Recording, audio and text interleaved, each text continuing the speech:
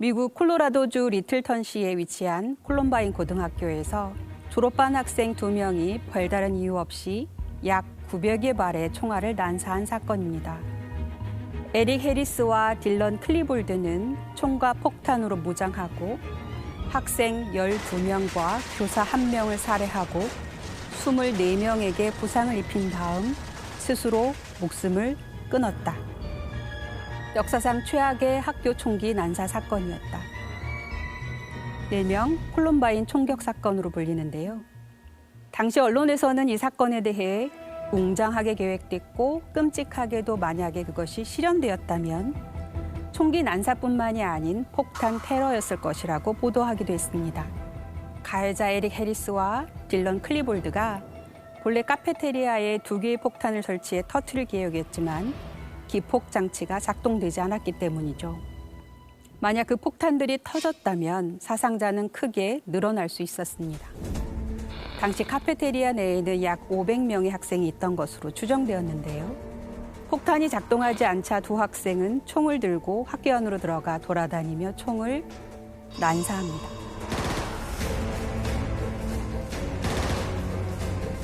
이후 이들은 출동한 경찰과 총격전을 벌이던 중 스스로 목숨을 끊는 극단적인 선택을 합니다. 당시 피해자와 가해자 모두 아이들이었기에 사회적 파장이 더더욱 컸습니다. 그 끔찍한 날 뒤로 16년이 흘렀다. 그 16해를 나는 아직도 여전히 알 수 없는 일을 이해하려고 애쓰는 데에 바쳤다. 그리고 누구보다도 나 자신에게 묻고 또 물었다. 내가 대체 무엇을 놓친 건지, 어떻게 그걸 놓칠 수 있었는지. 엄밀하고 철저하게 우리 가족의 삶을 파헤치고 일상적 사건이나 대화를 곱씹어 보며 내가 놓친 단서를 찾았다. 나는 가해자의 엄마입니다는 제목 그대로 콜럼바인 총격 사건의 가해자 딜런의 엄마 수 클리볼드가 쓴 책입니다. 책에는 저자 수가 사건이 벌어지기까지 무엇을 어떻게 왜 놓친 건지 의문의 퍼즐 조각들을 끼워 맞추려고 자신과 아들의 삶을 파헤치고 일상을 곱씹어보는 과정이 고스란히 담겨 있습니다. 말로 풀어내려면 적어도 3년, 길게는 5년 이상이 지속될 이야기를 500페이지 가까운 한 권의 책으로 압축해서 적어낸 겁니다. 아들의 살인과 자살을 받아들이기 위한 엄마 수의 노력은 가상하지만 책 제목을 보는 순간 우리 마음속에는 다른 의문이 피어오르죠. 가해자의 가족이 이렇게 책까지 쓰면서 그 이야기를 할 필요가 있나? 죄책감을 가지고 조용히 살아야 하는 게 아닐까? 독자에게도 온갖 의문을 불러일으키는 이 책을 읽기란 쉽지 않은 일입니다. 가해자의 이야기에 귀를 기울일 만큼의 심적 여유가 아직은 없기 때문이죠. 저 역시 마찬가지였습니다. 그럼에도 불구하고 임상심리학자, 나아가 트라우마 상담가로서 수가 대체 무슨 이야기를 하고자 하는지 들어보아야 할 의무감과 책임감에 눌려 이 책을 읽기 시작했습니다. 사실 이 한 권의 책을 읽는데 한 달이 넘게 걸렸습니다. 이 무거운 이야기를 단번에 읽기 어려웠고 읽는 동안 악몽도 적잖이 꾸었습니다. 하지만 과연 부모가 자식을 어디까지 책임지는 것이 건강한 것인지에 대해 좀 더 깊이 생각해 보게 되었습니다.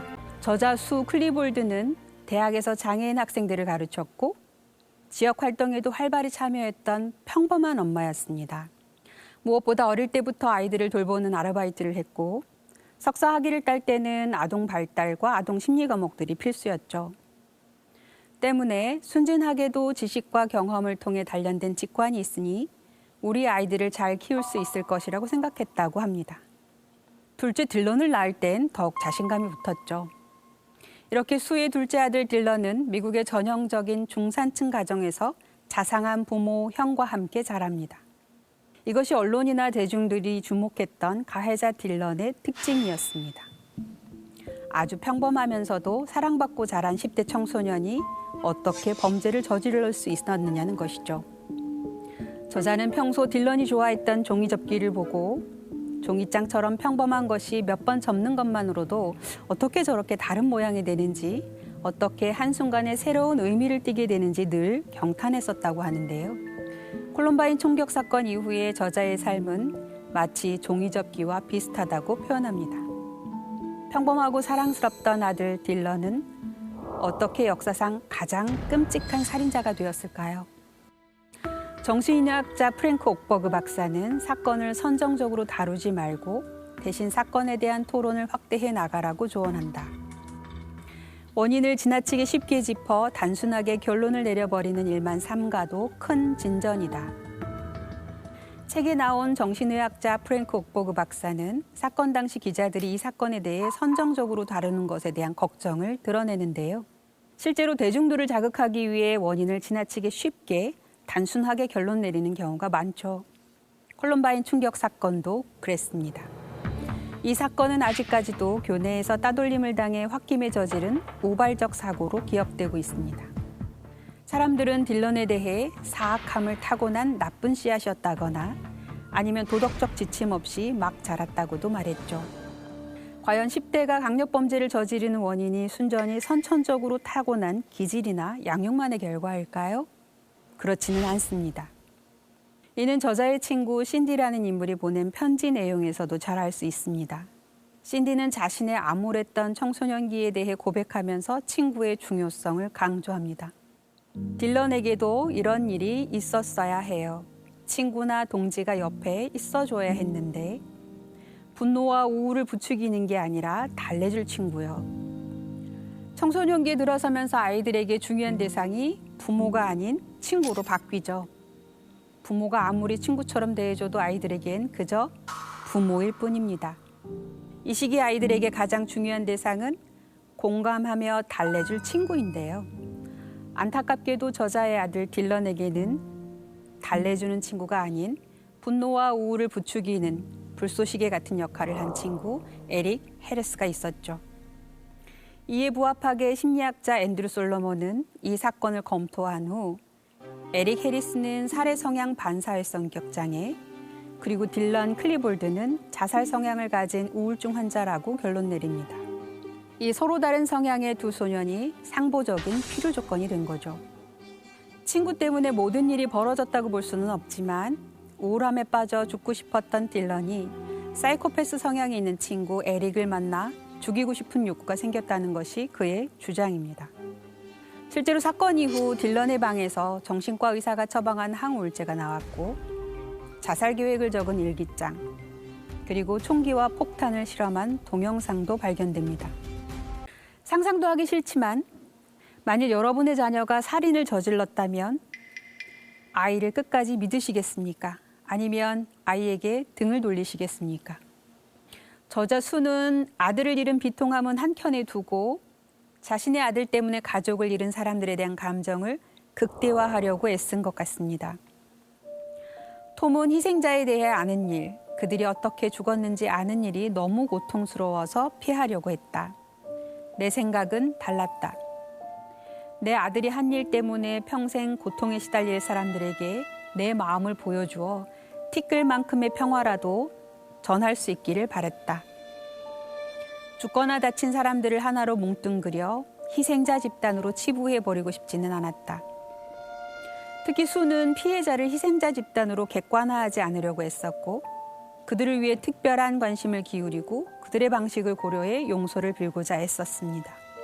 수는 자신의 공포를 이유로 진정성 있는 사과를 미루거나 자기 방식대로 쉽고 빠르게 해치우려 들지 않았습니다. 딜런의 손이 만들어낸 끔찍함에서 벗어날 길은 결코 없을 것이다. 다른 곳으로 간다고 하더라도 진실로부터, 그 낙인으로부터 멀어질 수는 없었다. 어디로 가든 이 공포스러운 현실은 우리를 따라올 것이다. 저자가 사건 이후 다른 동네로 이사가지 않은 것도 독특한 점인데요. 대부분의 경우 사회적인 낙인 때문에 야반도주하는 경우가 많습니다. 그런데 저자는 어느 곳으로 가든 사회적 낙인으로부터 벗어날 수 없다는 것을 깨닫고 그 낙인과 마주하기로 하죠. 여기서 잠깐 저자의 가족들을 대하는 이웃들의 배려심 있는 행동에 주목할 필요가 있습니다.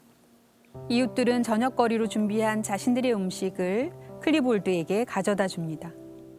저자는 이때의 일을 따뜻한 유리 접시를 꼭 안고 있자니 아직도 우리에게 다정하게 대하는 사람이 있다는 사실이 아주 중요하게 여겨졌다고 표현하는데요. 이 책에서 놓치지 말아야 하는 부분입니다. 저자에게는 살뜰하게 챙겨주는 이웃이 있었던 거죠. 진정한 돌봄을 실천하는 건강한 공동체 말입니다. 저자를 향한 이러한 돌봄은 이웃들에게 그치지 않았습니다. 내가 근무하던 지역 대학을 이끄는 총장은 내가 복귀하기 일주일 전에 직원 전체에게 메시지를 보내 나와 함께 일하는 데에 문제가 있는 사람은 언제든 자기에게 찾아오라고 말했다. 직원들이 언론의 끝없는 질문 공세에 잘 대처하도록 벌써 지침을 내려놓았고 도움이 필요한 사람 누구라도 찾을 수 있게 상담사도 배치했다. 저자의 직장 상사가 보인 굉장히 세련된 배려인데요. 저자가 얼마나 힘들지 충분히 공감하기 때문에 아주 세밀하게 특별 지시를 미리 내려놓은 거죠. 저자가 직장에 복귀했을 때 동료들은 지침대로 행동합니다. 언론사에서 수 클리볼드에 대해 물어보기 위해 줄기차게 전화를 해댔지만 일하는 사람 누구도 인터뷰를 하지 않습니다. 어느 날 한 기자가 대체 왜 아무도 인터뷰를 하지 않느냐고 묻자 전화를 받은 직원은 수가 좋은 사람이기 때문이라고 답하기도 합니다. 저자는 이 경험을 다른 사람들의 공감과 동정을 직접 경험할 수 있는 기회가 되었다고 표현하는데요. 아주 가까이 지내는 직장 동료들, 이웃들이 자신을 믿고 지지해주는 것만으로도 저자에겐 큰 버팀목이 된 거죠. 이것이 저자가 삶의 의미를 되찾고 이 책을 쓰게 만든 원동력이 되지 않았을까 생각해 봅니다. 내 아들은 혼자서 병을 안고 싸웠다. 나는 일기를 보기 전에는 딜런이 우울하다고 생각하지 못했다. 가장 친한 친구들, 몇 년 동안 날마다 어울린 친구들도 딜런이 얼마나 우울했는지 몰랐다. 오늘날까지도 그럴 리 없다고 받아들이지 못하는 친구들도 있다. 내가 아는 건 딜런이 겉으로 우울의 징후를 보였다는 것이고 톰과 내가 그것을 보고도 해석하지 못했다는 거다. 딜런은 어떻게 가족과 가장 친한 친구들에게까지 우울증을 숨길 수 있었던 걸까요? 사실 많은 부모들이 아이의 본 모습을 보는 것이 어렵습니다. 아이는 부모를 기만할 수 있거든요. 형식적 조작기가 시작되는 만 11세, 보통 초등학교 5, 6학년에 이르면 아이들이 필요에 따라서 보이고 싶은 모습만 보이는 것에 훨씬 능숙해집니다. 부모 앞에서 자신의 모습을 얼마든지 조작할 수 있다는 뜻이죠. 콜럼바인 총격 사건이 일어나기 2년 전 딜런은 스스로 우울감을 느껴서 정신과 진료를 받았고 약물을 처방받았지만 부모에게 그것을 숨길 수 있었습니다. 그렇다면 딜런처럼 청소년기에만 그럴까요? 아닙니다. 아주 어린 아이들도 부모를 속일 수 있습니다. 실험을 하나 볼까요? 책의 신경범죄학의 세계적인 권위자 에이드리언 레인 박사가 저서 폭력의 해부에서 인용한 실험이 소개되었는데요. 어린아이를 방에 혼자 두고 장난감을 들여다보지 말라고 한 다음에 실험자가 방에서 나갑니다. 아이가 들여다보는지 안 보는지가 녹화 테이프에 저장이 되고 실험자가 방으로 돌아와서 아이에게 봤니? 하고 물었을 때 아이의 반응을 거짓 혹은 진실로 기록합니다. 이후 대학생들에게 이 녹화된 영상을 보여주고 아이가 거짓말을 하고 있는지 아닌지 추측해 보라고 했을 때 정답률은 얼마나 될까요? 51%. 절반을 겨우 넘긴 정도였습니다. 그 다음으로 밀수범 적발 경험이 풍부한 세관 직원들에게 똑같은 질문을 하자 정답률은 49%. 경찰관들의 정답률은 41%. 절반에도 미치지 못하는 결과가 나왔습니다. 이 실험을 더 어린아이들을 대상으로 했다면 더 쉬웠을 거라고 생각할 수 있지만 4살짜리도 쉽게 전문가를 속이기 일쑤입니다. 이 실험에 대해 에이드리언 레인 박사는 부모는 자기 아이를 잘 안다고 생각하지만 사실 자기가 낳아기른 아기라도 전혀 모르기 십상이다. 그렇기 때문에 문제다라고 합니다. 제가 보기에도 틀린 말은 아닌데요. 여기서 중요한 것은 아이들이 거짓말을 한다는 것이 아니라 아이의 속임수를 탐지해내는 어른들의 능력이 생각보다 형편없다는 거죠. 그럼에도 불구하고 많은 사람들은 여전히 상대방의 표정이나 몸짓, 심지어 눈빛만 봐도 속임수 여부를 탐지해낼 수 있다는 착각 속에서 살아갑니다. 저자 수는 딜런이 어떻게 그렇게 쉽게 자신과 남편을 속였는지 계속 고민하다가 이 실험을 보고 생각합니다. 우리만 속은 것도 아니었다고. 자살 유족 모임에서 몇 년을 활동하면서 많은 사람들이 문제가 있다는 사실을 몰랐거나 나처럼 위중함을 과소평가했다. 무언가가 심각하게 잘못되었다는 인식이 이미 돌이킬 수 없는 파국의 한순간에 쾅 하고 처음으로 우리 삶에 들이닥쳤다. 전문가들도 사느냐 죽느냐의 상황을 알아보지 못할 때가 있다. 저자는 자살 유족 모임에 수십 차례 참석하면서 위안을 얻는 동시에 두려운 깨달음을 얻습니다. 누구든 이 자리에 올 수 있다는 것이었죠. 그래서 위중함을 과소평가했음을 고백합니다. 현실적으로 부모 입장에서 아이가 얼마나 힘든지 판단하기란 결코 쉽지 않습니다. 심지어 숙련된 전문가들조차도 단편적인 모습만을 보고 평가하는 경우 부정확한 결론을 도출할 수 있습니다. 때로는 지나치게 힘들어한다고 판단하고 때로는 덜 힘들어하는 것 같다고 오해할 수 있습니다. 그렇다고 매 순간 의심의 눈초리로 관찰하는 것은 가능하지도 않지만 바람직하지도 않습니다. 그 대가로 부모-자녀 관계가 뒤틀릴 수밖에 없기 때문이죠. 저는 안전한 소통 채널의 구축과 유지를 추천드리고 싶습니다. 아이를 양육한다는 이유로 아이에게 자신의 삶까지 대물림시키려 하지 말고 아이가 아이답게 살도록 허용하면서 활발하게 소통할 수 있는 것, 그것이 핵심입니다. 가끔 아이가 이해되지 않을 때는 오늘의 책 나는 가해자의 엄마입니다의 저자 수 클리볼드가 자신의 아들 딜런을 이해하기 위해서 고군분투하는 과정에서 마음에 거듭거듭 새겼던 말을 떠올려 보면 어떨까요? 답을 찾으려고 애쓰지 말라. 그 답은 받아들일 수 없기 때문에 지금 주어지지 않는 것이다. 답이 없어서가 아니라 내가 이해할 마음의 준비가 되어 있지 않기 때문에 답을 찾을 수 없는 것이라는 의미죠.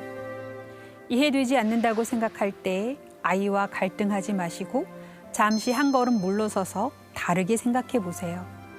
그래도 쉽지 않다면 다른 시각을 가진 제3자에게 조언을 구해보는 것도 좋습니다.